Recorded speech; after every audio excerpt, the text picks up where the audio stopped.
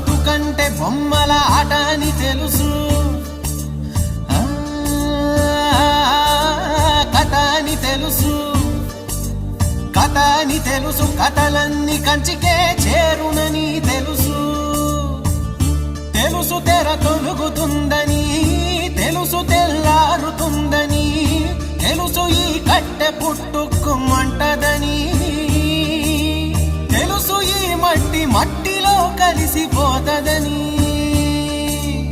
ఇన్ని తెలిసి ఇరకాటంలో పడిపోతావు ఎందుకని మాయా